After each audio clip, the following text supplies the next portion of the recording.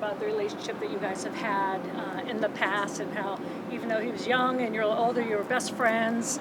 How does that now transcend to the field? Well, I think to the field in this role as a coach and player, I just think it gives us relational equity, for me to be able to challenge him, to get on him, to call out the best in him, and just hopefully expedite the learning curve as a new player to our team. So we'll lean on that. It's been great. Obviously it makes for a fun room because we have history. So there's give and take. We can poke fun at each other, but at the same time enjoy the opportunity to work together again. But when we're in that room and then we get out on the grass, it's business and we get after it. And then he's worked extremely hard this offseason. It's been fun to work with him. Players, was he like the pesky little brother that became the friend? What was that? Yeah, something like that. I think he was probably more like a nephew from our age difference, I think. But yeah, he was eager to learn and was just in my hip pocket everywhere, trying to grow as a player. And it's cool to see the difference now, just as 7 years removed, and just how much more mature he is, and how much he's learned from a football standpoint. That's encouraging. That's going to benefit us. But yeah, we laugh about those days. It was fun back then, and it was good, to kind of for both he and I. I mean, for all intents and purposes, I thought that was my last year in the league, and then I played another one. But for me, it was a time in my life to be able to kind of get ready to leave and to kind of give everything that you learned throughout your career to a young guy and let him carry it on. Josh, Kevin structured the draft process the way it did. Just what did you think of that process as a whole?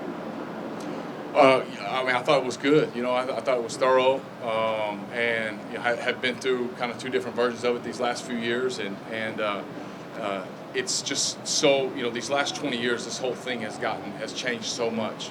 With it's drastically different from when I went to the combine to what it is now, and it's very challenging. And the opportunity to meet with these guys and the entire class, especially the group of guys that we met with, every one of them was impressive. And what we asked them to do, and the pressure that we put them under, and the way that they all responded is pretty cool. And so I enjoyed our process. I thought it was very thorough. I thought it asked a bunch of them, both mentally and physically, in the workouts, and we got a chance to really have a fair evaluation and make a great decision.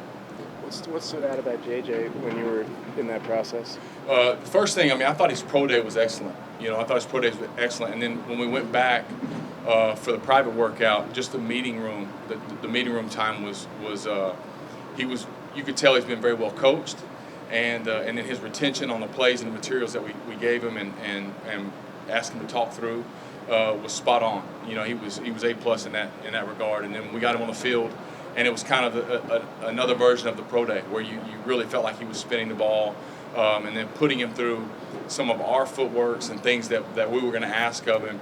We saw a pretty coachable player, and so that was encouraging as well. But I would say the classroom more than anything, and just his personability with throughout. You're sitting there in a classroom with a group of coaches.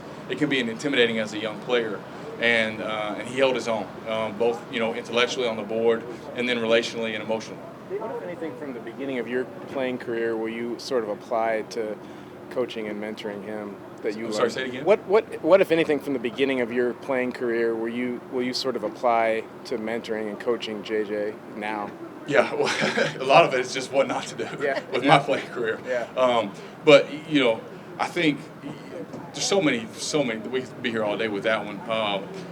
But just maybe I've changed offenses every year of my football life, and so the learning of those things, how to adapt to learning an offense, some of those things, the tricks and traits, of just downloading that information mentally, you can share those with how you go about the learning style, and then just building routines. Hey, I played with this guy, I played with Kurt Warner this time, and Jake Delhomme showed me this, and Jeff Blake showed me that. Like different guys that I was around, older guys that I pulled from and grew from. So All those things, they kind of come up organically in our meetings. That something will happen, and I'll say, oh yeah, I remember playing with this guy, and I learned that from him. And so you just learn to really watch the veterans, and that's why we're so fortunate to have Sam and Nick, and guys that have played, and you watch those guys and watch how they operate.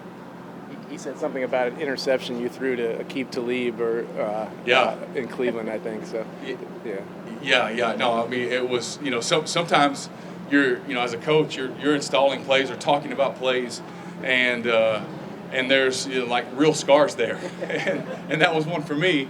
And we were talking through a particular throw, and just the difficulty of that throw, and I said, listen, like I'm not just saying this. I tried to make this throw. It did not go well, and I watched Aqib Talib run into the end zone. And so I just encourage you, like as you're evaluating whether or not to make that throw, how clean that needs to look for you, and what that pre-snap look needs to be for you to take that chance. So little things like that come up throughout the course of it, and like I said, hopefully, it keeps us from speed bumps. They learn from those mistakes, and we can avoid some.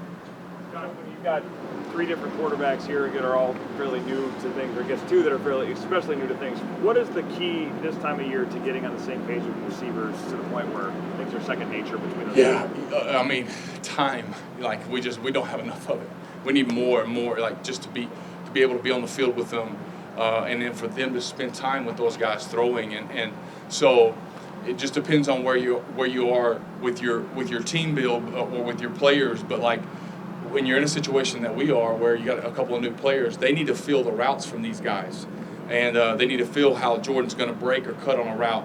And sometimes it's multiple times, so it may be more of a simple route that maybe if you're 2 or 3 years into it with a quarterback, a group of players, you don't spend as much time detailing because you've done that before. They know each other. But in our version of it right now, we got to spend time on all those details, and that's good. That's good for all of us, but especially for both Sam and JJ to get to know these guys, get to feel these receivers, and feel their body language and how they're going to be when they come out of a cut, and their speed and all that stuff. Josh, for JJ, how delicate is the balance of like performance and development in times like these, and on days like these?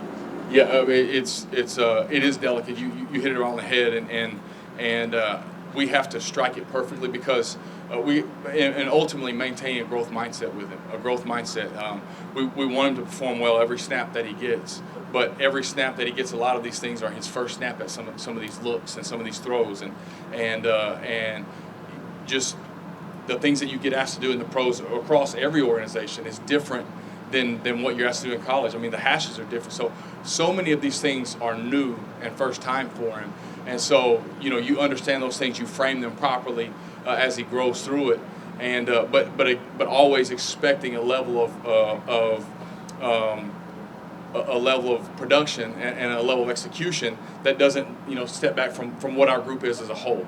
So you're always striking that balance, but ultimately I think taking a growth mindset with him and looking at everything as what it is here in year one. What do you think you learned most just in Carolina working with Bryce about the process of developing a rookie quarterback? Yeah, so much. I think the number one thing is maintaining that growth mindset. If you're in a situation where they're playing early, just to know that no matter, like JJ's played in some big moments, won a national championship, he's been in some big games.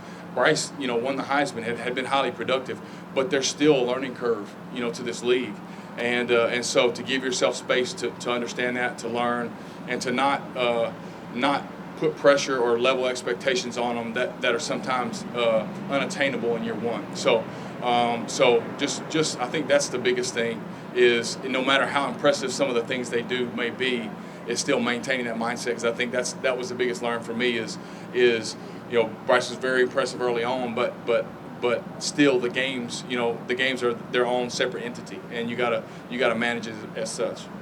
Last couple. What's the biggest area in terms of making that transition from college to the NFL that's challenging, that's more difficult, that causes rookies so many problems? Oh man, if I could bottle it up, we'd all make a lot of money, because it's this is what's hard about it. But ultimately, it's the volume that we're placing on them, the learning that we're giving them, and then the opposition, the defense that you're facing. So those are two different things, and you're learning one of those things at one rate, and now you're applying a defense that's going to vary from week to week at another rate.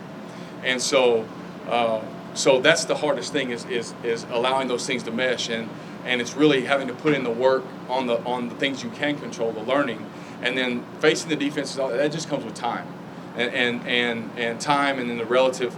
Especially from the quarterback position, the relative talent that you have around you and your ability to operate, and so I think those are the two biggest things. And right now, you're getting a little bit of both every day because we get to come out and practice against a really good defense that's going to show us multiple looks. So we're getting that pressing on us from this side, and then the volume that we're giving him, and that's good. We talked about it today. That's good. We're going to feel that. That's going to be real, and that's what it feels like in the season. And learning how to manage that on a day-to-day basis is what playing quarterback's all about. Josh, I know it's been 20 years or so, but have you encountered many people who remember the role you played in that 2003 game that knocked the Vikings out?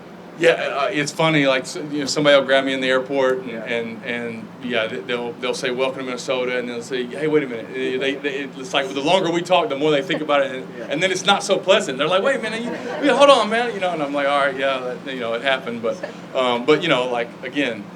Through the course of my career, there's only like 5 good plays, and that's one of them. So let me have it. But no, it's been cool. It was a crazy moment back then. But it's cool to be here now and be a part of this organization. It's been a great group so far, and Kevin and the staff, everybody. The facilities are awesome, and just very, very thankful to be here. Thank you. Awesome. Thank you.